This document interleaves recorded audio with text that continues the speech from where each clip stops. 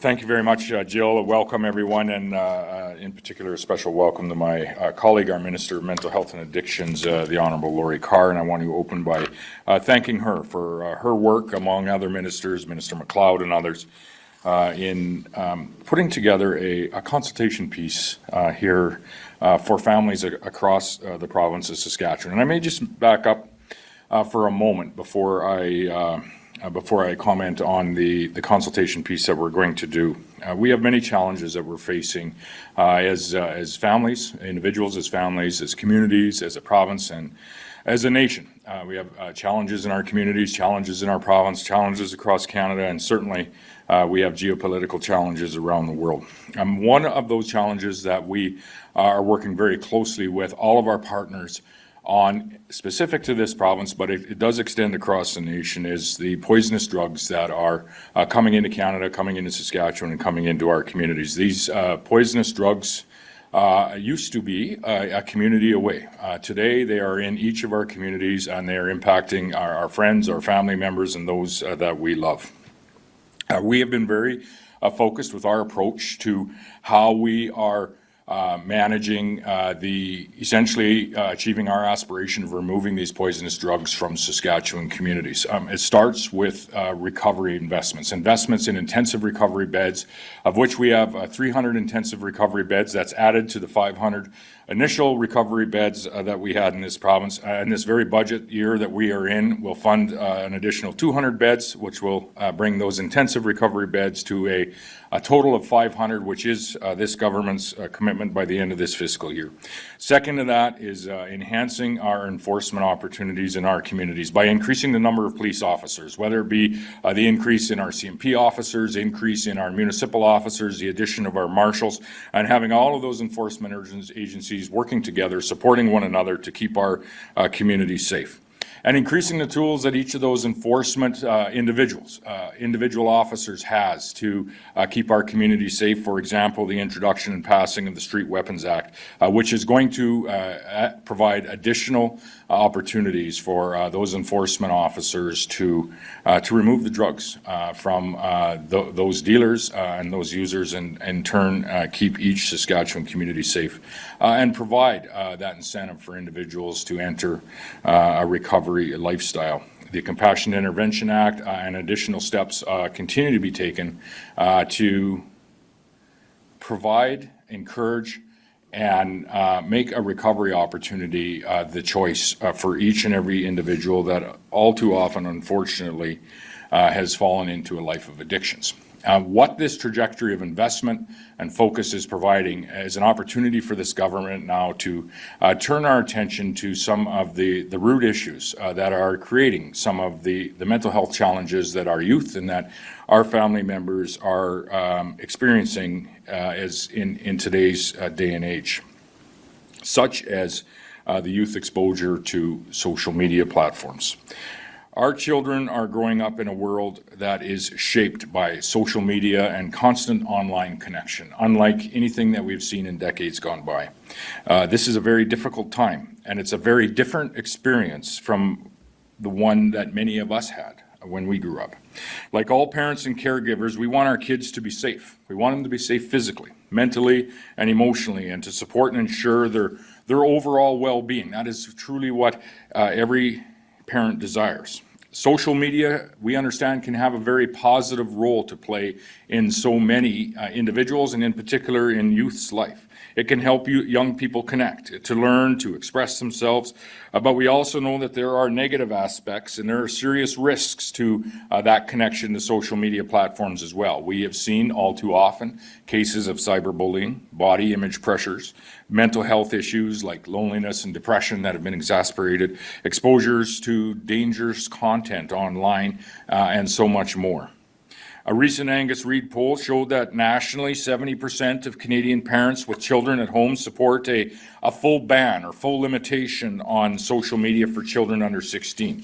And so we want to know what Saskatchewan people think. Specifically, we want to know what Saskatchewan parents and families think. And so I would say this directly to families and parents across this province, is your input is important. and we most certainly are asking for it. It's going to help us frame and inform our provincial position and our provincial discussions with the federal government, as they are very open to considering the trajectory or the path that they are going to take nationally on this issue. Parents are navigating difficult decisions around the use of social media with not only themselves but their children. And we want to, as a government, listen to Saskatchewan families, listen to Saskatchewan parents, so that we can, as their government, accurately represent the views and concerns that those families and those parents have across this province, and we're starting that conversation today. Survey postcards like the one that I have here, they'll be mailed out to each and every Saskatchewan household, and we encourage them to fill these postcards out, answer the very brief questions that are within it, and we encourage them to fill those out and return them. They're pre-stamped. They'd come back to the government, and we'd compile that information, and that will be the provincial position as we negotiate and talk to and converse with the federal government. We certainly want to hear from you.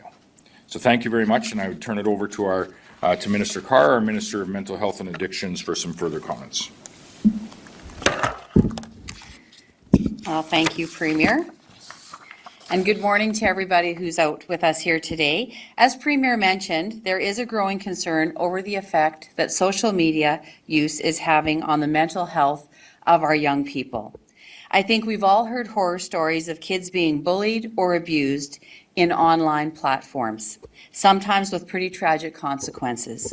These behaviors can affect self-esteem and hurt relationships. Young people are particularly vulnerable. We want to know how parents and families feel about possible limits on social media. And if so, where is the line drawn?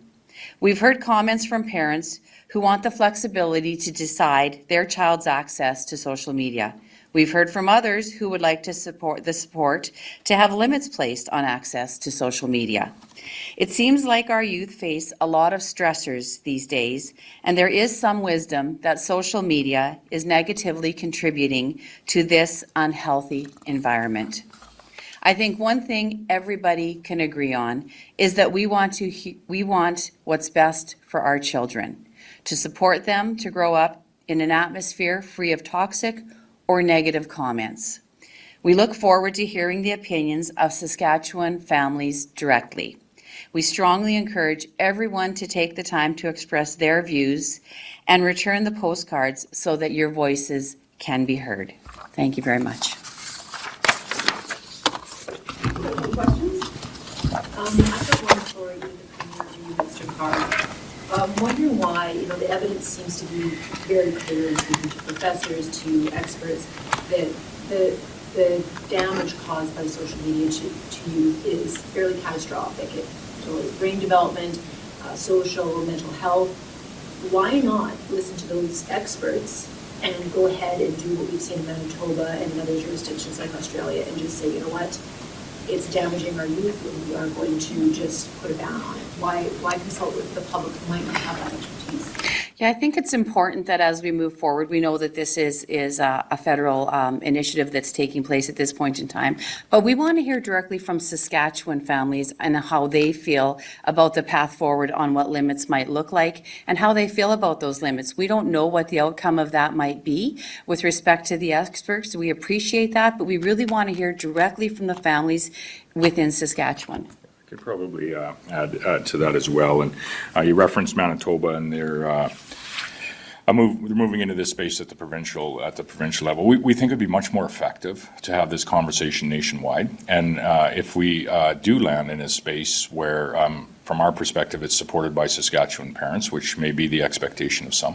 But if we do land in this space, that we have a much larger chance of making any type of limits, and to what degree those limits might be, much more impactful and effective, not just for Saskatchewan families and Saskatchewan youth, but the entirety of us as a nation. And so that is, I think, the appropriate place for this discussion.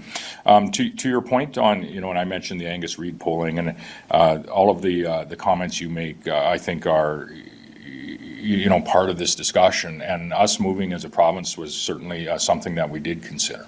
Where we landed is in a little bit more of a collaborative or consultation space, where when you think of parents across this province, and I think we'll get various responses here, some would think that this is fully within the parents' perspective and the government should stay out of this, national and provincial.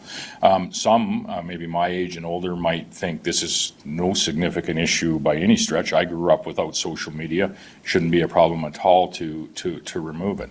And I think theoretically you'd have a lot of parents that understand the challenges with having the mass access to social media really unlimited in any way over the last period of time, that is harmful to our youth, and there should be some limitations on it. And I think really what we'll get into is some of the nuances as to how far those limitations might go. And that's where we will most certainly represent, using the results of this consultation piece, we'll represent Saskatchewan parents within what would be a national ban, which we think would have a far higher chance of being effective and impactful, or national limitation of some kind, a far higher chance of being impactful and effective than any patchwork of provincial limitations.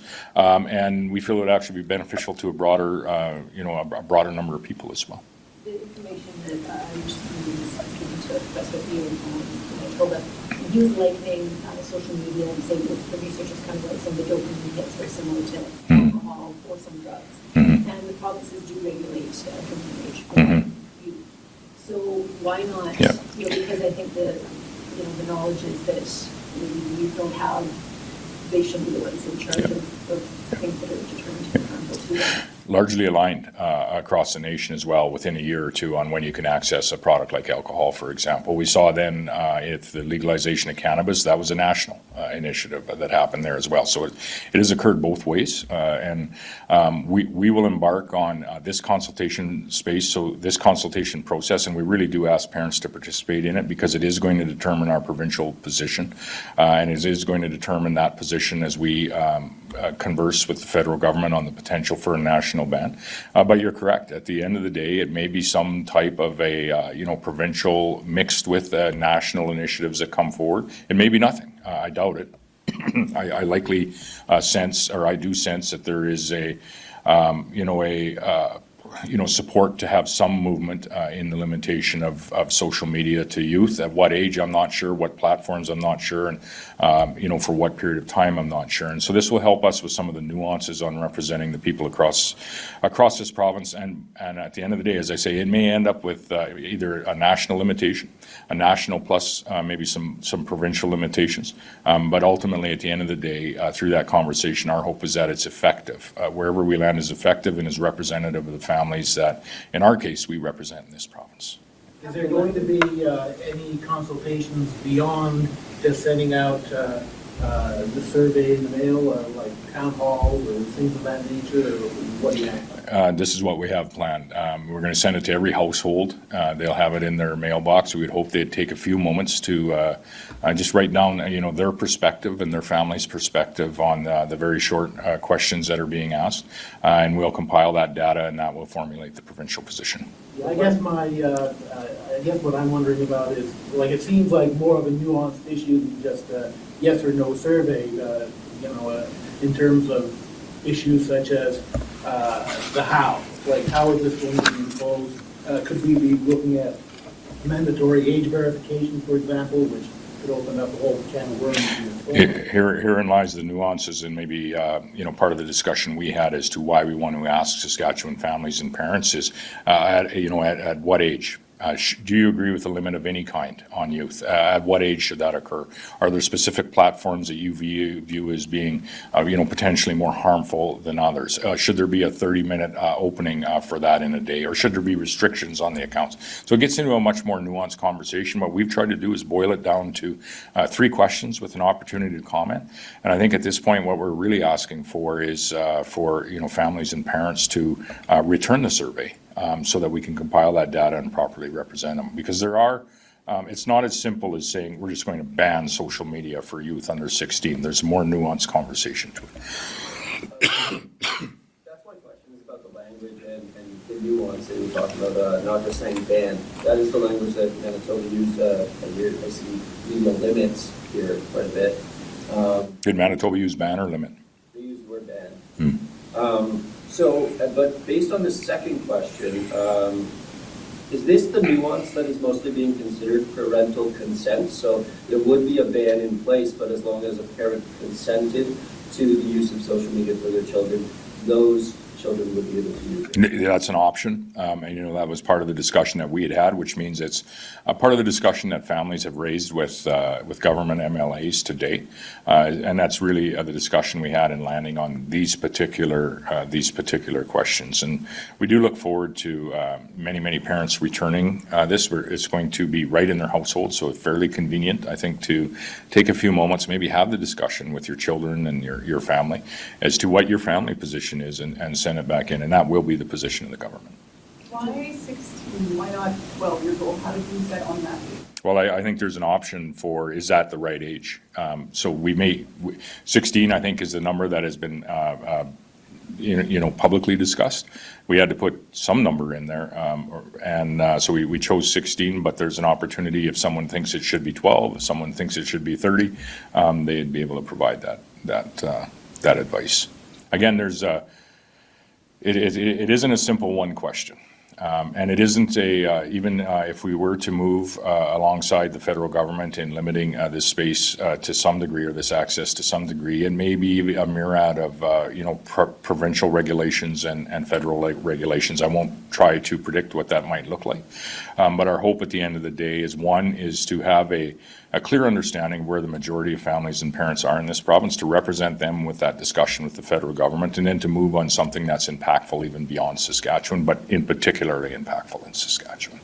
Is there any concern that the limit will put firms who found their community online?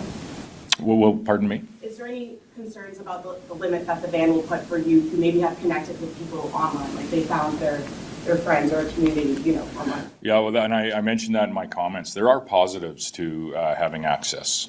This is very different from when I grew up, when we had no access, didn't have a cell phone or anything like that. Actually, if I go back a few years before that, I was one long ring and two short ones, and your neighbors were listening to your call.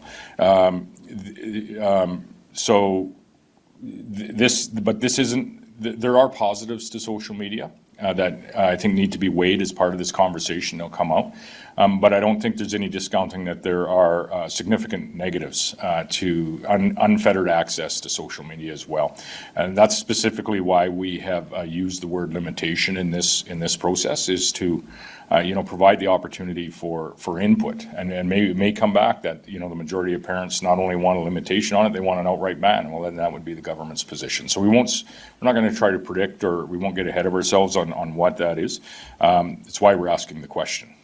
So just to be clear, the government is going to take its direction from this survey. So if the people that respond overwhelmingly say we don't want any bans, that will be your position? We will look at what the response rate is. We hope it's very high. But, Novel idea, isn't it, to listen to the people of Saskatchewan?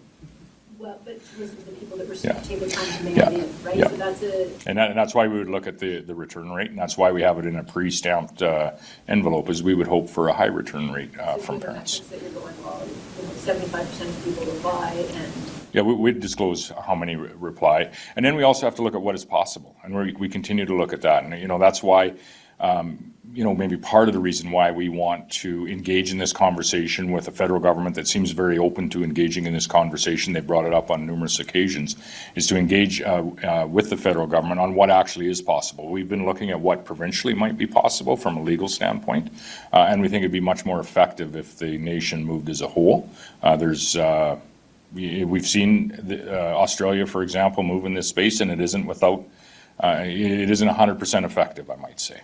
but there is a possibility that Saskatchewan will not move to ban if people don't want it. If the people don't want us to move in this direction, we'd take that direction, certainly. What's your personal position on this? Where do you think the line should be? But actually, we were just discussing that, and I would just let the minister discuss hers first, as a grandmother. Yeah, I have 5 grandchildren, ages 7 and under. They all have access to their parents' devices at times. But as I watch them, what I see really is when those devices are taken away and when they're told, go outside and play or go in the basement and, have that game, that board game that they're playing, it is just so much more enjoyable and they're so much more engaged with their cousins at that point in time. So I truly see the benefits of limiting the amount of time that my grandchildren spend on social media or on a device just in general, because the connection that you have with human beings is just irreplaceable and much more healthy for them in developing their life skills. Premier, what's your personal? It's not too different than Minister Carr's actually. And so, I would say from my personal perspective, and I'll just speak to my own relationship with social media, we have under my name some of the most active social media pages likely in this province. I'm not on them a lot, personally. I very much would rather be, discussing with people, whatever pertinent issues they might have, policy opportunities, face to face, where you can see their eyes and they can see you, or talking to them on the telephone at the very least. And I think that's a much more valuable relationship than anything that you can find online. I grew up without social media, so I don't see it as a necessity. To cantilever and support Minister Carr and some of the comments that she has. I'm very much a proponent for us to be outside doing whatever it is we enjoy. My wife plays the violin outside at times. I'm outside with anything with a motor, with the family and my extended family that I am with all the time. And so I think any opportunity that we have to get out and enjoy this great province in whatever way you see fit, I think that is much more productive time than spending it on social media. That's not specific to youth and the impacts that social media, constant scrolling might have on our youth that talk about the dopamine hits and things that come from that. That's a much more complex discussion that I fortunately didn't have to experience growing up because there was no social media that was available. So I think everything that we can do as family and parents to encourage our kids to be active and to be involved in whatever activity that might be is far more beneficial for not only our children but their friend groups and ultimately what our communities are going to look like moving forward. So I would probably lean more to in some ways limiting this type of activity. However, as the part of the government of Saskatchewan, we're going to be looking very closely at what the response rate is and what the input is through this exercise. And maybe government should do more of this. Jumping off on that point, like as you said, maybe the government should do more of this, and also you said earlier, it's a hell of an idea to listen to the people and take direction from the people. Why does this issue deserve this special consultation when so many other issues don't receive this sort of attention? There's a number of ways that government can consult. We have a number of MLAs across the province that are talking to people each and every day, which is largely how we formulated these questions and understood that we won't preclude where this may land. It'll be an interesting process. I don't think that we might think there's a clear landing spot, but I'm not convinced that there is. And so I very much look forward to the results of this. There's also then, I would say, there's consultation that happens on the very floor of this Legislative Assembly as well, as there are opposition MLAs that are talking to people in the province as well. And so there's other ways that this consultation can happen and where we can land in what I would say be largely positive spaces. And I'll provide one example. It was a while ago, and I can't remember just how long ago, but we had made the decision to remove cellular telephones from the classroom. There was a brief discussion about whether or not we should have moved in that space, but we felt very strongly that the government MLAs had talked to enough parents and enough educators directly that was going to have a positive impact on the learning environment in our classrooms. And I think it's been well received by not 100% of people in the province, but a very high percentage of people in the province, including students. Just a quick follow-up on that. Do you remember the last time that a mail-out survey was used as a form of public consultation on any policy changes? And also, what's the cost associated with this program? I think it's in total about $500,000 if they're all returned. because they are pre-stamped. It'd be less than that if they're not all returned, and I don't think we'll get 100% return rate. It would be great if we did. I would speak personally to one process like this that I did as an MLA a while ago, was asking for input within our constituency that I represent on our growth plan.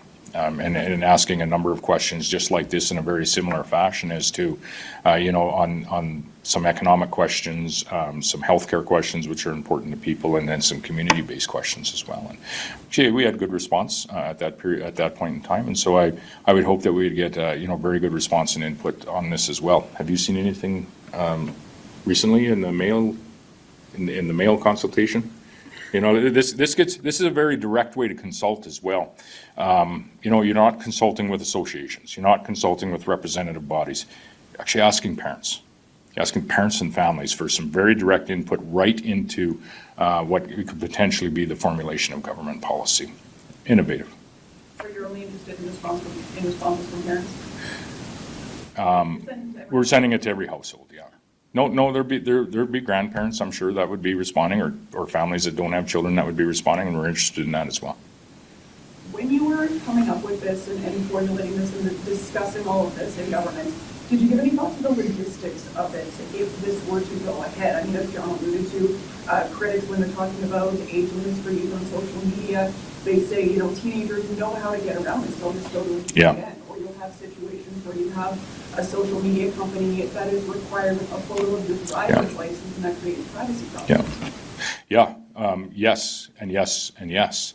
We're seeing some of those challenges bearing out in the Australia scenario, where you will find youth that will find their way around it. You might even find social media companies that open up avenues for, a path around a limitation of some type. When we look at it provincially, and I think, I listened carefully to the Premier of Manitoba's comments about how this won't be an onus on parents, it'll be an onus on the social media platforms and the social media companies, which is one way to approach.